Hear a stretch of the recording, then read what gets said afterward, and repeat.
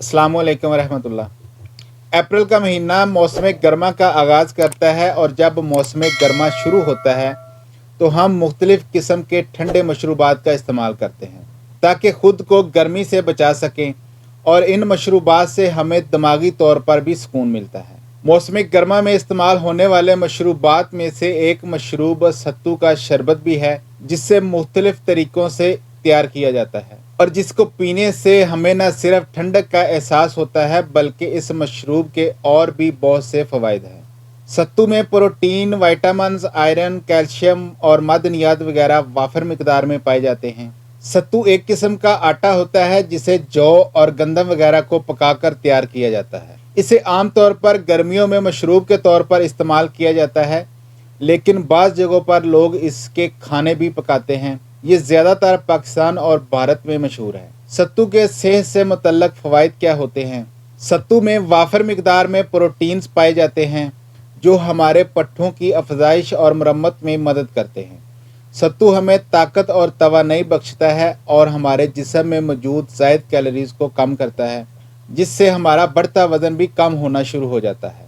सख्त गर्मी की वजह से न सिर्फ हम सुस्त हो जाते हैं बल्कि बाज़ औक़ात हमारे ब्लड प्रेशर की सतह भी कम हो जाती है, जिसकी वजह से हमें थकावट महसूस होती है और हमसे सख्त गर्मी में ना तो कोई काम होता है और ना ही कहीं बाहर पैदल चला जाता है। ऐसे में अगर हम रोज़ाना बाकायदगी से सत्तू का इस्तेमाल करें तो हम इन सब चीज़ों से बच सकते हैं, क्योंकि सत्तू में कुदरती ग़िज़ाई अज्जा शामिल होते हैं जो हमें तवानाई देते हैं।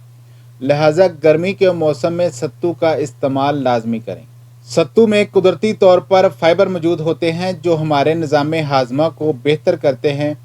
सत्तू हमारी आंतों को साफ़ करता है और हमें कब्ज़ जैसी बीमारियों से बचा कर रखता है। इसके अलावा सत्तू मैदे की जलन और तेज़ाबियत को भी ख़त्म करता है। सत्तू को न सिर्फ गर्मी दूर करने के लिए इस्तेमाल किया जाता है बल्कि ये दीगर अमराज के लिए भी बहुत मुफीद है।